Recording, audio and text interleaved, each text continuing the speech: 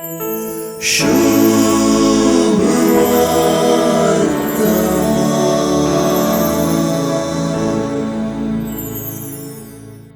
सुवार्तेंत दोनूच ओळी, या दोन्ही ओळींनी एकेच व्यक्तीचो उल्लेख केला.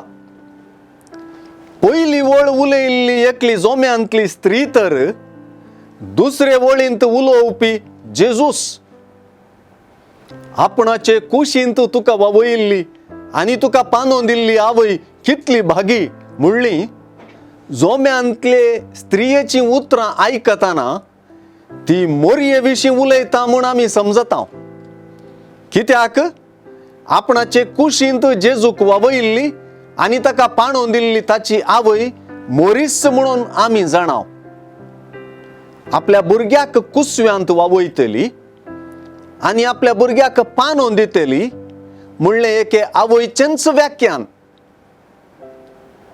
जेजूची शिकोवन आयकल्ली ती जोम्यांतली स्त्री जेजू तसल्या महान व्यक्तीचे आवयची, महान शिकोवणदाराचे आवयची वाखाणणी करून तिका भागी म्हूण आपोवन जेजूचीच वाखाणणी करता तें आमी समजूं येत.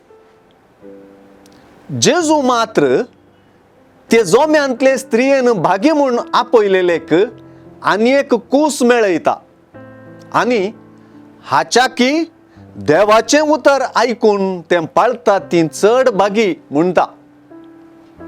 लुकाच्या वांजेलांत मोरी सर्व संगती आपल्या अंतस्करणांत जगोवन दवरलेली स्त्री. तीच हांव सर्वेस्पराची चाकर्ण तुज्या उतरा प्रमाणे मुजे थंय जावं म्हूण भडव्या गाब्रिएलाक जाप दिल्ली. अशें ती देवा उतर आयकून तें पाळटली वय.